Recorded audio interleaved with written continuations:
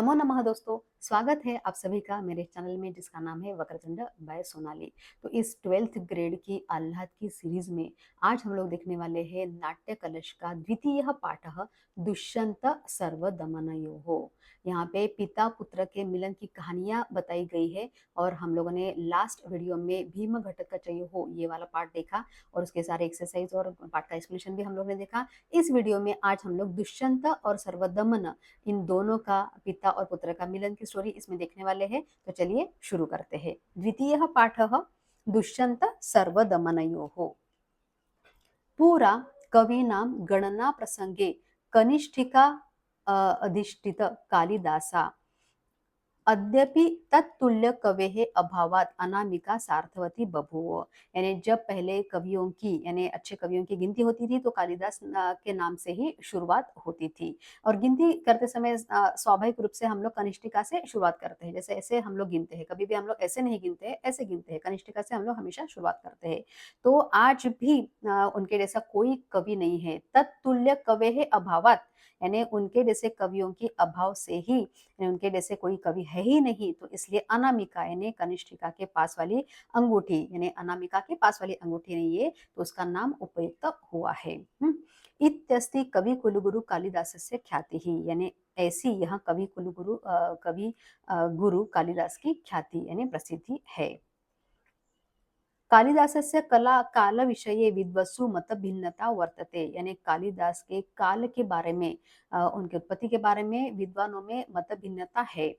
मालविकाग्नि मित्रम विक्रमोर्वशीयम अभिज्ञान शाकुंतलम इति त्रीणि नाटकानि यानी मालविकाग्नि मित्रम विक्रमोर्वशीयम और अभिज्ञान शाकुंतल ऐसे उन्होंने 3 नाटकों की रचना की। मेघदूतम ऋतु संहारम इति द्वे खंड काव्य मेघदूत और ऋतु संहार नाम के 2 उन्होंने खंड काव्य लिखे।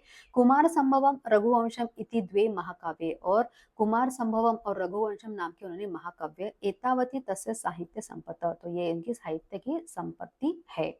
दशरूपकेषु प्रथमः तथा प्रमुखः रूपक प्रकारः नाम नाटकम यानी 10 रूपकों में सबसे पहला और सबसे महत्वपूर्ण रूपक नाटक है। इतिहास पुराण मूला कथा यानी इस नाटक का मुख्य विषय इतिहास और पौराणिक कथाओं पर ये आधारित कहानी होती है। जैसे कथा शृंगारः वा वीरः वा मुख्य रसः श्रेष्ठः नायकः देवः अथवा राजा पंच वा सप्त अंकाः एते सन्ति नाटकस्य विशेषाः। तो इनमें से एक मुख्य विशेष जो कथा का भाग होता है वो होता है शृंगार या सौंदर्य या वीरता या ये इसका मुख्य रस होता है। श्रेष्ठ नायक जो होता है यानी मेन जो कैरेक्टर होता है वो देव अथवा राजा यानी देवता या राजा ऐसे इसके मुख्य पात्र होते हैं। ये पार्ट्स से सप्त अंकः एते सन्ति यानी इनमें 5 या 7 अंक यानी 7 पार्ट इस नाटक के होते हैं। तो ये नाटक की विशेषता है। तो अभिज्ञान शाकुंतलस्य सप्तमांकात अयम नाट्यांश स्वीकृतः। तो अभिज्ञान शाकुंतल नाम के इस सप्तम अंक से यानी इस नाटक के सप्तम अंक से ये नाट्यांश लिया गया है।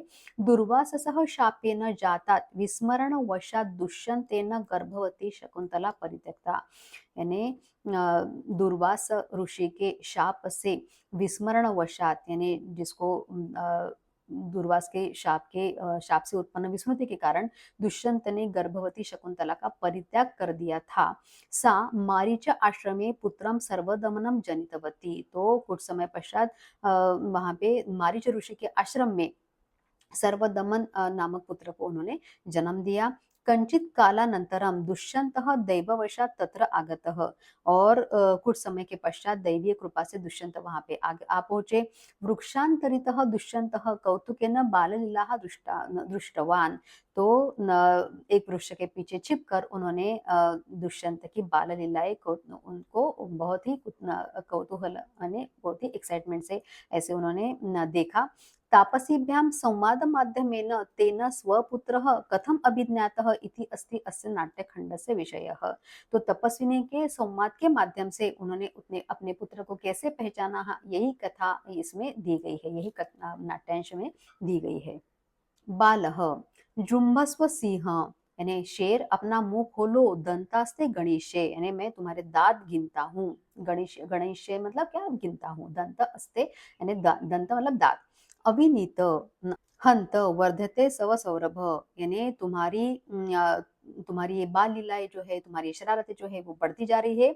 स्थाने खलु ऋषि जनेन सर्वदमन इति कृत नामधेय असी, यानी ऋषि जनों ने तुम्हारा नाम सर्वदमन ये बहुत ही अच्छे से सोच के रखा हुआ है। तो तापसी, तो राजा कहता है फिर आत्मगतम, आत्मगतम यानी खुद से ही कहता है, किम न खलु बाले अस्मिन अस्मिन न औरस इव पुत्रे स्नेहति में मनः, यानी इस बच्चे के लिए मेरे दिल में बहुत ही प्यार उमड़ रहा है। नूनम अनपत्यता माम वत्सलयति, यानी सच में यह मतलब जो नूनम अपत्यया मतलब अपत्यहीनता से मुझे, मतलब अपत्य नहीं है इसलिए मुझे इसके प्रति और प्यार उमड़ रहा है। तो प्रथमा बोलती है, वत्स एनम बालम मृगेंद्रम मुंच, यानी इस शेर के बच्चों को छोड़ो, अब तुम्हें दूसरा कोई, अपरम मतलब क्या, दूसरा, अपरम ते क्रीडनकम दास्यामि, मैं दूसरा कोई खिलौना तुमको देती हूँ। तो सर्वदमन कहता है फिर, कुत्र देहि एतत्, यानी कहाँ है, दो, इति हस्तम प्रसारयति, ऐसे करके हाथ आगे बढ़ाता है। तो राजा कहता है, कथम चक्रवर्ती लक्षणम अपि अनेन धार्यते, यानी चक्रवर्ती राजा के लक्षण इसके हाथ पर मुझे कैसे दिखाई देते हैं। तो द्वितीय तपस्विनी जो होती है वो बोलती है, सुव्रते न शक्य एष वाचा मात्रेण विरमयितुम, यानी इसको बातों में कोई नहीं हरा सकता है, इसको बातों में हराना मुश्किल है। गच्छत्वम, यानी तुम जाओ, मदीय उटजे मृत्तिका मयूर तिष्ठति, यानी मेरे कुटिया में, मेरे झोपड़ी में एक मिट्टी का मोर है, तम अस्य उपहर, यानी उसे उसे इसके पास ले आओ। तो प्रथमा बोलती है, तथा इति निष्क्रांता, यानी वो बोलती है कि ठीक है, और वहां से वो चली जाती है। तो द्वितीय जो तपस्वी रहती है वो बोलती है, राजा नाम अवलोक्य, यानी राजा को देखकर बोलती है, भद्रमुख एहि तावत, यानी राजा को देखकर बोलते हैं कि भले आदमी, मोचय अनेन बाध्यमानम बालम मृगेंद्रम, यानी इस शेर के बच्चे को बचाओ जो इससे परेशान है। तो राजा उपगम्य सस्मिता, मैंने उसके पास जाता है और हंसते हुए बोलता है, अयि भो महर्षि पुत्र, यानी महर्षि पुत्र उसको बुलाता है, ऐसे बुलाता है ऋषि पुत्र। तो द्वितीय बोलती है, यानी दूसरी तपस्वी बोलती है कि भद्रमुख न खलु एवं एयम ऋषि कुमार, यानी हे भले मनुष्य, ये ऋषि कुमार नहीं है। तो बालकम उप लालयन, तो करीब जाकर मुस्कुराते हुए उसको बोलते हैं फिर कि न चेत मुनि कुमार अयम अथ कह अस्य व्यपदेश, तो उसको बोलते हैं कि ऋषि को, ये ऋषि पुत्र नहीं है तो फिर इसका वंश क्या है। तो द्वितीय बोलती है फिर, पूर्ववंश, यानी पूर्ववंश इसका वंश है। तो राजा फिर बोलता है, आत्मगतम, यानी खुद से बोलता है, कथम एकान वयो मम, यानी कैसे ये हम दोनों का एक ही कुल या एक ही वंश है। प्रकाशम, यानी जोर से बोलता है, कथम अस्य जननी अत्र देवगुरो तपोवने प्रसूता, यानी इसकी जननी यानी इसकी माता ने कैसे इसको यहाँ पर जन्म दिया, आश्रम में जन्म दिया। तो अब ऐसे राजा बोलने के बाद द्वितीय जो तपस्विनी होती है वो जवाब देती है, अप्सरा से संबंध देने, यानी अप्सरा के संबंध से। तो अपवार्य हंत द्वितीयम द्वितीयम इदम आशा जननम, यानी इससे मुझे और आशा मेरे मन में निर्माण हुई है। तो प्रकाशम अथ सा तत्र भवति किमाख्यस्य राजर्षेः पत्नी ही,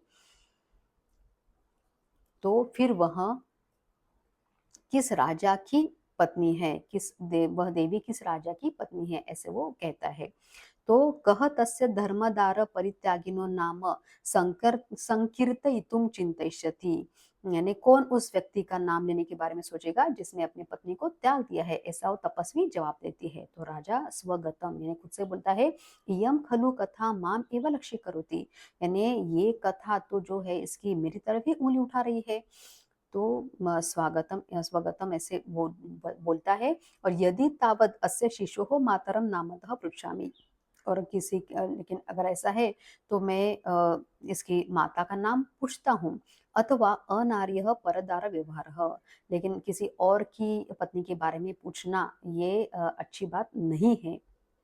तो उसके बाद दूसरी पहली वाली जो तापसी वो प्रवेश करती है, प्रविश्य मृण्मय मयूर हस्ता, यानी हाथ में मिट्टी का मोर लेके वो प्रवेश करती है। सर्वदमन शकुंतलावण्यम प्रेक्षस्व, यानी इस पक्षी की सुंदरता को देखो। तो सदृष्टि क्षेपम यानी वो उसको उसकी ओर देखकर बोलता है, कुत्र वा मम माता यानी मेरी माँ कहाँ है। तो राजा आत्मगतम यानी फिर से खुद से बोलता है, किम वा शकुंतले तस्य मातुराख्या, क्या इसकी माँ का नाम शकुंतला हो सकता है। संति पुनः नामधेय सादृश्यानि, फिर से नाम में सादृश्य यानी समानता है। तो ऐसे वो चकित रह जाता है कि, और उसके बाद सर्वनाम बोलते हैं, रोचते में एष भद्रमयूरः इति क्रीडनकम आदत्ते। तो ये सुंदर मोर मुझे बहुत पसंद है, और खिलौना वो ले लेता है, उसके हाथ से वो ले लेता है।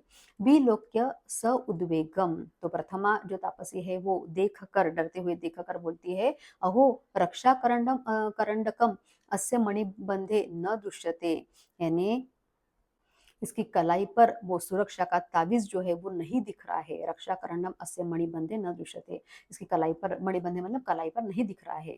अलम अलम आवेगे न, तो राजा बोलता है कि डरो मत। तो न नन्विदमस्य सिंह शावक विमर्दात परिभ्रष्टम, यानी शेर के बच्चे से खेलते हुए वो वहां से, या उसके साथ झगड़ा करके, झगड़ा हो गया होगा इसलिए वहां पे शेर के बच्चे से खेलते हुए या उसके साथ वहां पे गिर गया होगा। इति आद इत्या दातुम इच्छति, यानी उसको देना चाहता है। माँ खलविदम अवलंब्य कथम गृहीतम अनेन, यानी वो बोलती है, अरे इसे मत उठाओ, कथम गृहीतम अनेन, और फिर बोलती है कि कैसे इसने उठा लिया। इति विस्मयात उरोहो निहित हस्ते परस्परम अवलोकयतः, यानी इसने कैसे उठा लिया, ये आश्चर्य से अपनी छाती पर हाथ रख कर एक दूसरे को वो देखती है। किमर्थम प्रतिषिद्धाः स्मः, यानी आपने हमें क्यों रोका, ऐसे महाराजा उसको पूछता है। तो शृणोतु महाराजः, तो प्रथमा जो तपस्वी होती है वो बोलती है कि आप सुनिए, एषा अपराजिता नाम औषधि भगवता मारीचेन दत्ता, यानी यह अपराजिता नाम की औषधि है जो भगवान मारीची ने दी हुई है। एता किल माता पितराः आत्मानं च वर्जयित्वा अपरो भूमिपतितां न गृह्णाति, यानी उसके माता पिता के अलावा और इसके अलावा उसे कोई भी नहीं उठा सकता है। तो ऐसे करके वो उसको जवाब देती है। तो राजा बोलता है फिर अतः गृह्णाति, और अगर उठा लिया तो ततस्तम सर्पो भूत्वा दशति, तो सांप होकर वो उसको काटती है या दंश करती है। तो राजा बोलता है फिर, भवतीभ्याम कदाचित अस्याः प्रत्यक्षकृता विक्रिया, क्या आप दोनों ने वास्तव में ऐसा होते हुए देखा है।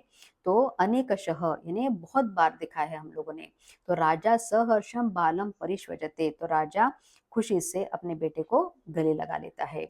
तो उभे अनेकश, राजा सहर्षम बालम परिष्वजते, सर्वदमन बोलता है, मुंच माम मम खलु तातो दुष्यंतः न त्वम, यानी वो मुझे छोड़ दो, मेरे पिता दुष्यंत है, तुम नहीं हो। तो राजा सस्मितम यानी स्मित करते हुए हंसते बोलते हैं, एष विवाद एव प्रत्यायति, यानी अब मुझे यकीन हो गया है कि ये मेरा बेटा है। तो यहाँ पे हम लोगों ने पार्ट का एक्सप्लेनेशन कंप्लीट किया है। अभी इसके पार्ट 2 में हम लोग इसके सारे एक्सरसाइज देखने वाले हैं।